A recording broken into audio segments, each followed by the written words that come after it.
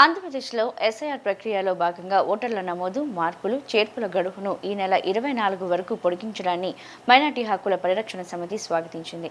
అయితే అర్హులైన ఓటర్లెవరూ నష్టపోకుండా మరో నెల రోజుల పాటు గడువు పెంచాలని ఎన్నికల సంఘాన్ని కోరింది. విజయవాడలో సమితి అధ్యక్షుడు ఫారూక్ షిబ్లీ మాట్లాడుతూ, సాధారణ ప్రజలు, మైనార్టీలు ఇబ్బందులు పడకుండా గడువు పెంచాలని ముందుగానే కోరారని, ప్రభుత్వం స్పందించి ఈ నెల 24 వరకు గడువు పొడిగించడం సానుకూలమన్నారు. ఈ నెల 31న విడుదలయ్యే డ్రాఫ్ట్ ఓటర్ల జాబితా అనంతరం వచ్చే అభ్యంతరాలు, న్యాయపరమైన సమస్యల పరిష్కారానికి హైకోర్టు న్యాయవాది అబ్దుల్ సలీం ఆధ్వర్యంలో ప్రత్యేక లీగల్ కమిటీ ఏర్పాటు చేసినట్లు తెలిపారు. మాజీ సివిల్ జడ్జ్ షేక్ ఇంతియాజ్ మాట్లాడుతూ, డ్రాఫ్ట్ ఓటర్ల జాబితాను ప్రతి ఒక్కరూ తప్పనిసరిగా పరిశీలించాలని, ఓటర్ల హక్కుల పరిరక్షణకు సమితి న్యాయపరంగా అండగా ఉంటుందని తెలిపారు. అనంత కరుణామయుడు, అపార కృపాసురుడైనటువంటి భగవంతునికి శతకోటి ధన్యవాదాలు తెలియజేస్తున్నాను. ఎందుకంటే ఏదైతే ఎస్ఐఆర్ ప్రక్రియ జరుగుతుందో మొత్తం రాష్ట్ర వ్యాప్తంగా, దేశవ్యాప్తంగా జరుగుతుంది. అందులో మరీ ముఖ్యంగా జూన్ 15వ తారీఖు నుంచి ఏదైతే ఎస్ఐఆర్ ప్రక్రియ మొదలైందో అందరికన్నా ముందు మైనార్టీ హక్కుల పరిరక్షణ సమితి, రాజకీయ పార్టీలు కూడా ఈ డిమాండ్ చేయకముందే మీరు మీడియా మిత్రులందరూ కూడాను సహకారంతో ఆ రోజున ఎన్నికల అధికారి గారిని మనం వెళ్ళి కలిసి దీన్ని ఇంకొంచెం ఎక్స్టెండ్ చేయాలి అని చెప్పేసి మనం ఒక డిమాండ్ అనేది రేస్ చేయడం జరిగింది. దాని తర్వాత అన్ని రాజకీయ పార్టీలు కూడాను ఆ డిమాండ్ని అందుకున్నాయి. అల్హమ్దులిల్లా ఈ రోజున కూడాను ఇవాళ 14th జూలై కాబట్టి ఇవాళ లాస్ట్ డే, ఎలాగైనా కానీ ఇంకొక నెల రోజులైనా కానీ పెంపొందించాలి, దీన్ని పెంచాలి అని చెప్పేసి మనం డిమాండ్ చేద్దాం అని చెప్పేసి మీడియా సమావేశం ఇన్వైట్ చేయడం జరిగింది. ఇంతలోనే మనకి ఎన్నికల అధికారి దగ్గర నుంచి అఫీషియల్ ప్రెస్ స్టేట్మెంట్ అనేది వచ్చింది.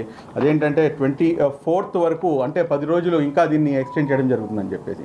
అందరికన్నా ముందు ఆ రాష్ట్ర ప్రభుత్వానికి, అదేవిధంగా ఎన్నికల అధికారులకు, దాని తర్వాత మీడియా మిత్రులకు సైతం కూడా, ఎందుకంటే మేము లేవదీసినటువంటి ఏదైతే డిమాండ్ ఉందో ఆ డిమాండ్ని మీరు నొక్ అండ్ కార్నర్ మొత్తం రాష్ట్ర వ్యాప్తంగా కూడాను ప్రతి చోట తీసుకెళ్లడంలో సహకారం అందించినటువంటి మీడియాకు కూడాను మనస్ఫూర్తిగా ధన్యవాదాలు తెలియజేస్తూ, అదేవిధంగా ఈ ఎన్నికల ప్రక్రియ అనేది, ఈ ఎస్ఐఆర్ ప్రక్రియ అనేది 24th జూలైకి అయిపోయిన తర్వాత డ్రాఫ్ట్ పబ్లికేషన్ వచ్చేసి 31st జూలైన డ్రాఫ్ట్ పబ్లికేషన్ రిలీజ్ అవుతుంది. దాని తర్వాత జరిగేటటువంటి ఏదైతే ప్రక్రియ ఉందో, అబ్జెక్షన్స్ కానివ్వండి, లేకపోతే ఇతరత్ర ఏదైతే లీగల్ కాంప్లికేషన్స్ ఉన్నాయో, ఈ లీగల్ కాంప్లికేషన్స్కి ఏ రకంగా అడ్రస్ చేయాలి అని చెప్పేసి ఒక సామాన్య ప్రజల్లో సైతం కూడాను ఇది ఒక $1 మిలియన్ క్వశ్చన్గా ఉంది. కాబట్టి మైనార్టీ హక్కుల పరిరక్షణ సమితి లాస్ట్ 1 మంత్ నుంచి రాష్ట్ర వ్యాప్తంగా 65 నియోజకవర్గాల్లో ప్రత్యేక అంటే డెస్క్లు అనేది ఏర్పాటు చేసి 65 నియోజకవర్గాల్లో కేవలం మైనార్టీ వర్గానికే కాకుండా, ఎందుకంటే ఎస్ఐఆర్ ప్రక్రియ అనేది అందరికీ, కానీ మైనార్టీ ముస్లిమ్స్ అయితే కొంచెం ప్యానిక్ అవుతున్నారు కాబట్టి దానికి ఇంకొంచెం ఎక్కువ కాన్సన్ట్రేట్ చేయడం జరిగింది. కాబట్టి అన్ని చోట్ల కూడాను 65 నియోజకవర్గాల్లో ఈ యొక్క స్పెషల్ డెస్క్లు అనేది ఏర్పాటు చేసి కార్యక్రమాన్ని నిర్వహించడం జరిగింది. రానున్న రోజుల్లో మా యొక్క మైనార్టీ హక్కుల పరిరక్షణ సమితి యొక్క సర్వీసెస్ని ఇంకా కాస్త ముందుకు ఎక్స్టెండ్ చేస్తూ రాష్ట్ర వ్యాప్తంగా ఒక 20 మెంబర్స్ అఫీషియల్ మన ఎవరైతే న్యాయవాదులు ఉన్నారో, రాష్ట్ర వ్యాప్తంగా ఉన్నటువంటి న్యాయవాద సోదరులు ఎవరైతే ఉన్నారో, మన మైనార్టీ హక్కుల పరిరక్షణ సమితికి హైకోర్టులో ఉన్నటువంటి మన ఏమంటారు న్యాయవాది అబ్దుల్ సలీం గారు, ఆయన అధ్యక్షతన మనం అందరం కూడాను ఒక లీగల్ టీం అనేది ఏర్పాటు చేయడం జరుగుతుంది.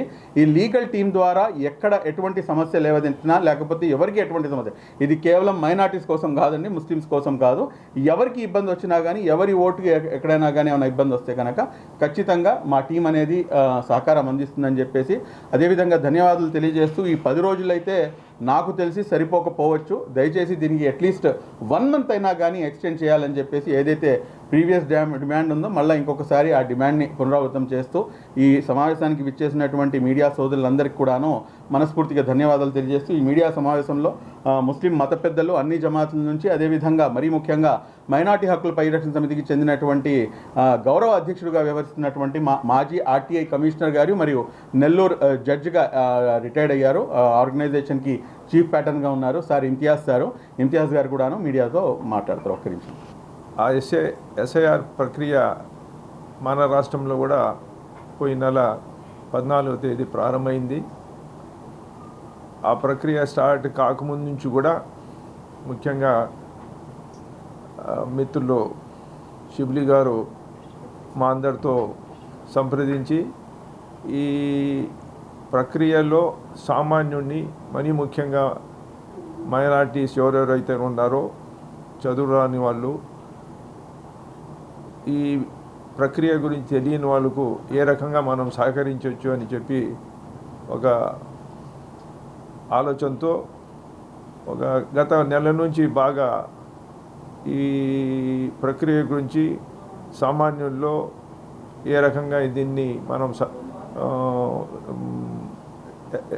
ఎస్ఐఆర్ ప్రక్రియ ఏదైతే ఉందో ఎలక్షన్ ఆయన ఎన్యూమినేషన్స్ ఏదైతే ఉన్నాయో అది ఏ రకంగా చేయాలనే ఉద్దేశంతో గ్రామాన ముఖ్యంగా 65 కాన్స్టిట్యూన్సీలు అయితే పూర్తిగా కాన్సన్ట్రేట్ చేయడం జరిగింది. మొత్తం రాష్ట్రం అంతా చేయడం జరిగింది.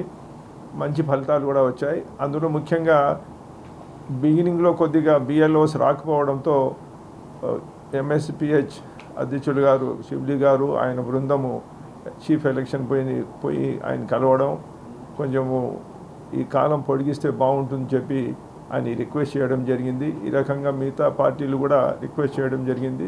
దానివల్ల ఒక 10 రోజులు పెంచడం జరిగింది. నా దృష్టిలో షిబ్లీ గారు ఏదైతే చెప్తున్నారో ఒక నెల పెంచితే బాగుంటుంది. ఎందుకంటే ఏ ఒక్క ఓటు తప్పినా నిజమైన ఓటరు అతనికి అన్యాయం చేసినట్టు ఉంటుంది. కాబట్టి సమయం ముఖ్యం కాదు, ఓటు హక్కును కాపాడుకోవడం చాలా ముఖ్యం. అందుకే ఒక నెల వ్యవధి ఇస్తే బాగుంటుంది అని మేము అనుకుంటున్నాం. ఆ తర్వాత ఒకవేళ ఈ 10 రోజుల్లో ప్రక్రియ పూర్తి అయిన తర్వాత కొన్ని లీగల్ ఇష్యూస్ స్టార్ట్ అవుతాయి. ముఖ్యంగా ఓట్లు నమోదు కాని వాళ్ళు ఓట్లులో తప్పులు దొల్లడం కానీ లేదా ఏదైనా తప్పుడు ఓట్లు నమోదు చేయడం కానీ ఇట్లాంటి చాలా కాంప్లికేషన్స్ ఉన్నాయి. అందులో ముఖ్యంగా ఈ ఏదైతే నమోదు చేయడం ప్రక్రియ ఒకటైతే అది కరెక్ట్గా ఉందా లేదా అని చెప్పి తెలుసుకోవడం, అది ఏదైతే డ్రాఫ్ట్ లిస్ట్ ఉందో డ్రాఫ్ట్ లిస్ట్లో పేరు రావడం, ఆ తర్వాత ఫైనల్ లిస్ట్లో కరెక్ట్గా పేరు రావడం చాలా ముఖ్యం. అందుకని చెప్పి మళ్ళీ ఫారూక్ షిబ్లీ గారు మా అందరినీ సంప్రదించడం జరిగింది. మేమంతా అనుకున్నాం కనీసం ఒక 20 మంది న్యాయవాదులతో, అందులో నేను కూడా ఉంటాను. మొత్తం రాష్ట్రం అంతా ఎవరికి ఏ ఇబ్బంది వచ్చినా మా నంబర్లు ఇస్తున్నాం. ఖచ్చితంగా డ్రాఫ్ట్ లిస్ట్ వచ్చిన తర్వాత ఏ ఇబ్బందులు వచ్చినాయి అంటే పేరు తప్పులు ఉండడం కానీ, పేరు రాకపోవడం కానీ, లేదా పేరులో మార్పు రావడం కానీ, లేదా ఏదైనా అబ్జెక్షన్ ఉంటుంటే ఆ అబ్జెక్షన్ రైజ్ చేయడంలో కానీ, ఇవన్నీ ఈ లీగల్ ప్రక్రియస్ ఏవైతే ఉన్నాయో మేము అందరినీ సహకరిస్తాము. కాబట్టి ఈ విషయం చాలా వరకు ప్రజల్లో మీ ద్వారా మేము తీసుకెళ్ళాలని అనుకున్నాం. అందుకని ఈరోజు ఈ ఏదైతే పత్రికా ఇది సమావేశం అయితే జరిగిందో దాన్ని మీరు అందరూ రావడం, మీ అందరికి కూడా నేను కృతజ్ఞత తెలుసుకుంటూ రాబోయే ఈ నెల రోజుల పాటు ఏవైతే ఆ ప్రక్రియ ఉందో ఓటర్ ఇది డ్రాఫ్ట్ లిస్ట్ వచ్చిన తర్వాత ఖచ్చితంగా దానిపైన కూడా దృష్టి పెట్టించి ప్రజల్ని మేము సహకరిస్తామని చెప్పి వినియోగించుకుంటున్నామండి.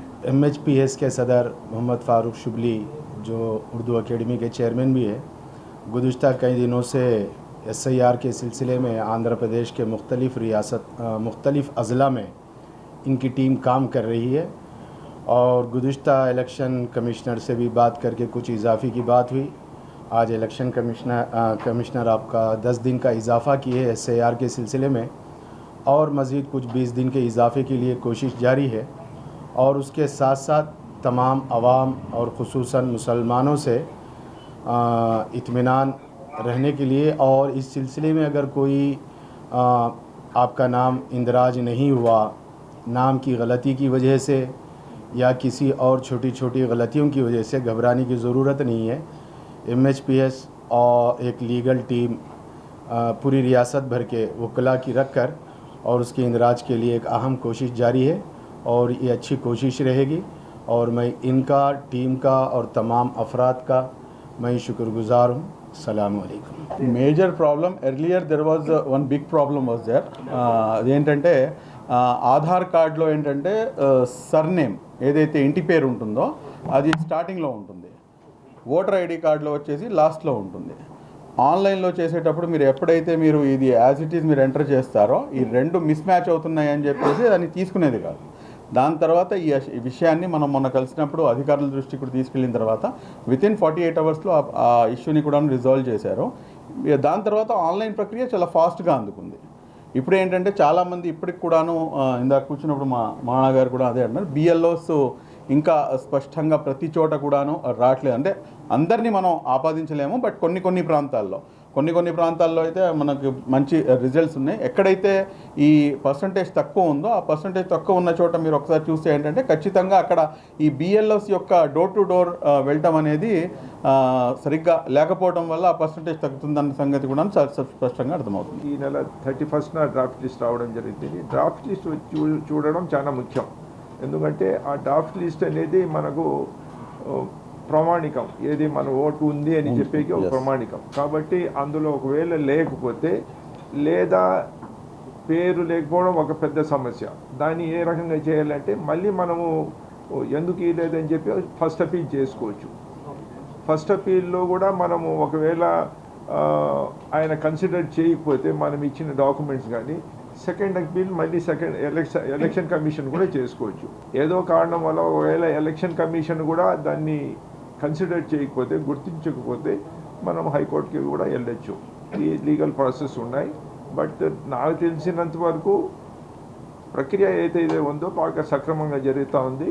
కేవలం మనము BLOను కన్విన్స్ చేయడంలో కానీ లేదా వాళ్ళు అడిగిన డాక్యుమెంట్ను సరైన విధానంలో మనం ఇవ్వడంలో కొద్దిగా ఎక్కడో అయితే తెలియక కొన్ని తప్పులు జరుగుతున్నాయి.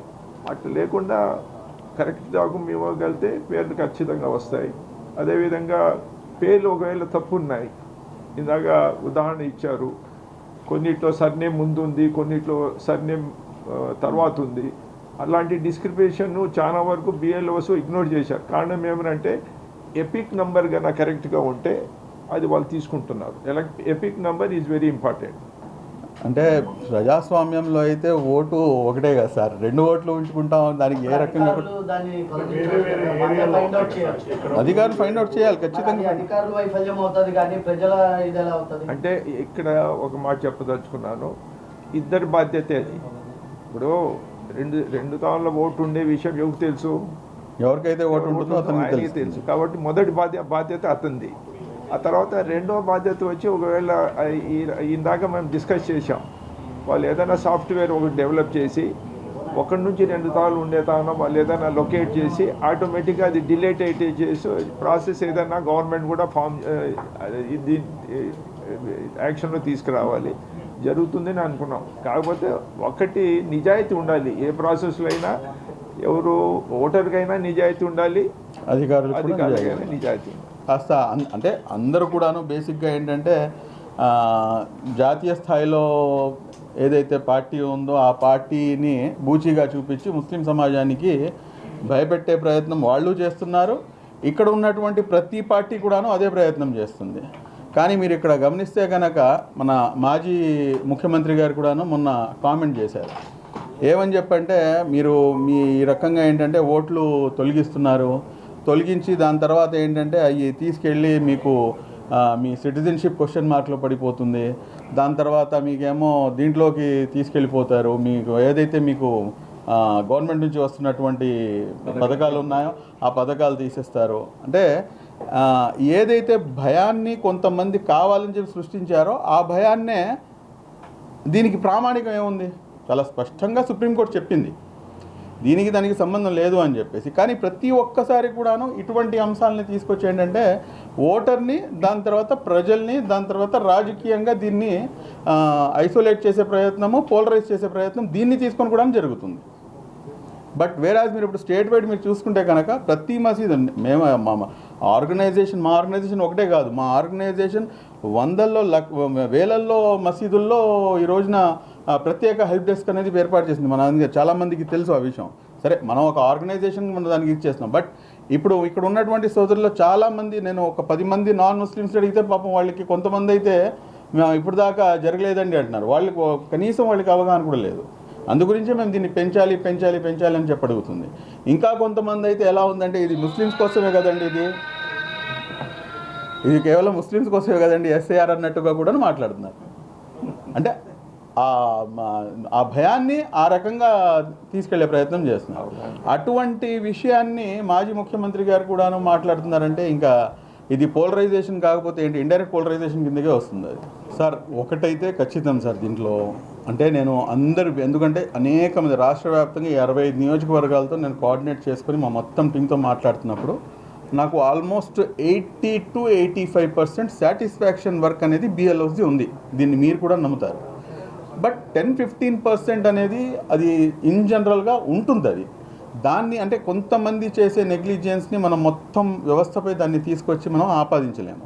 బట్ మీరు చెప్పినట్టుగా ఏంటంటే అటువంటి ఇల్లిటరేట్స్ ఓటు కూడాను పోకుండా ఉండాలంటే కనుక సొసైటీలో ఉన్నటువంటి ఆ ఆర్గనైజేషన్స్ కానివ్వండి, లేకపోతే ప్రజా సంఘాలు కానివ్వండి, పొలిటికల్ పార్టీస్ కానివ్వండి, ఆ జిమ్మెదారీ అనేది వాళ్ళు తీసుకోవాలి, ఆ బాధ్యత అనేది వాళ్ళు తీసుకోవాలి ఖచ్చితంగా. ఎందుకంటే ఇప్పుడు మీరు చెప్పినట్టుగా చాలామంది ఉన్నారు అటువంటి వాళ్ళు, just they are laymans, they don't know వాళ్ళకి ఎలా అసలు ఆన్లైన్ అనేది చాలా దూరపు సంగతి. వాళ్ళకి కూడాను మొబైల్స్ ఎంతమంది దగ్గర ఉన్నాయి, అసలు ఆన్లైన్ అంటే ఏంటి అన్న ప్రక్రియ కూడా చాలామందికి తెలియదు. చాలామందికి కాదు, మోర్ దెన్ 50% అవగాహన ఉండకపోవచ్చు. కాబట్టి ఖచ్చితంగా ఇదేంటంటే ఇది ఒక బాధ్యత. ఇది ఇప్పుడు దీన్ని మనం ఏంటంటే మనం ఓటు హక్కు అనేది మనం ఒక బాధ్యతగా మాది మనం ముందు కాపాడుకొని దాని తర్వాత ఇతరులది కూడా. ఇప్పుడు మనం ఉన్న అపార్ట్మెంట్లో మనం ఇక్కడ పెట్టి అందరికీ మనం మోటివేట్ చేసి తీసుకుని రావడం జరిగింది. చాలామంది అసలు రాలేదు ముందుకి, ఏముందిలే ఇదేదో అని చెప్పేసి అన్నట్టుగానే ఉన్నారు ఇంకా.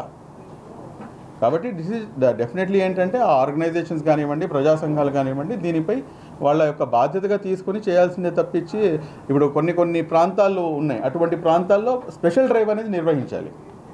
ఎలక్షన్ కమిషను బిఎల్ఓస్ ఏ రకంగా ట్రైనింగ్ ఇచ్చిందో అట్లా బిఎల్ఏస్ను కూడా ట్రైనింగ్ ఇచ్చింది.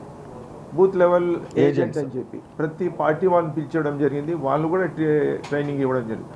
వాళ్ళు కూడా 199% వాళ్ళు పాల్గొన్నారు, ఈ ప్రక్రియలో పాల్గొన్నారు. అన్ని పార్టీ ఏజెంట్స్ ఎవరైతే ఉన్నారో వాళ్ళందరూ కూడా, మీరు ఇందాక అడిగారు కదా చదువు రాని వాళ్ళు, ఏం తెలియని వాళ్ళు ఎట్లా అంటే వీళ్ళు సహాయం తీసుకొని, ఏజెంట్స్ సహాయం తీసుకొని లేదా వాలంటీర్ ఆర్గనైజేషన్ సహాయం తీసుకొని చేయడం జరిగింది. వన్స్ అగైన్ సార్, మీడియా మిత్రులందరికీ కూడా చాలా చాలా థ్యాంక్స్ అండి. మీ వల్లనే ఈ 10 రోజులు పెరిగింది అనుకుంటున్నాను నేనైతే. ఇంకో 20 days కూడాను ఇన్షాల్లా మీ వల్లనే పెరుగుతుంది. దీన్ని కూడాను అంతే రేంజ్లో మనం దీన్ని జనాల మధ్యలోకి తీసుకెళ్ళగలిగితే బాగుంటుంది.